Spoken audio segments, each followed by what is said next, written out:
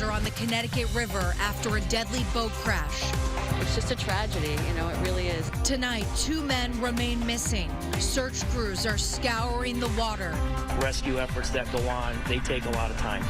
Holding out hope. We'll continue to search as long as we need to. And thanks for joining us tonight at 6. I'm Brian Shackman. And good evening. I'm Erin Connolly. We want to start with the latest on that search.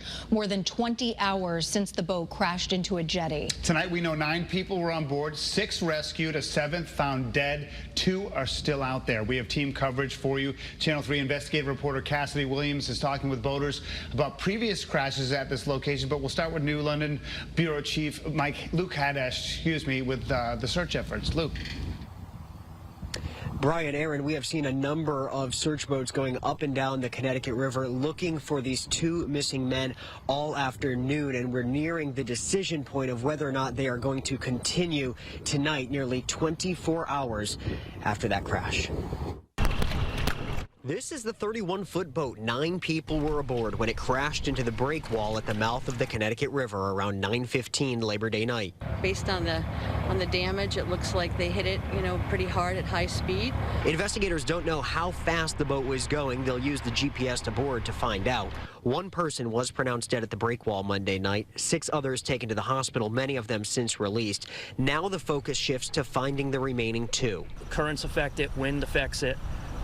There's a lot of factors that go in to search patterns. Helicopters were used Monday night in the search. Now the Coast Guard and state police are using boats with sonar.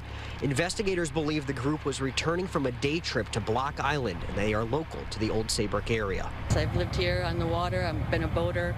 I know what it's like to be out there at night. You don't mess with it. It's early, but investigators don't believe many of the victims were wearing life jackets. If alcohol was involved, well, that's still being sorted out. Still putting those pieces of the puzzle together. The boat was removed upstream of the crash. Once on land, there was a fuel leak the fire department had to take care of before it was towed to the DEEP office in Old Lyme. There is a lot that goes into the decision of whether or not to continue one of these searches. You've got factors like wind and the tides coming in and out. A call is expected to be made in about an hour or so at sundown, a little after 7 o'clock tonight, about whether or not crews will continue searching during the dark. We are live in Old Saybrook. Luke Hadesh, Channel 3 Eyewitness News. Luke, thank you very much. Our team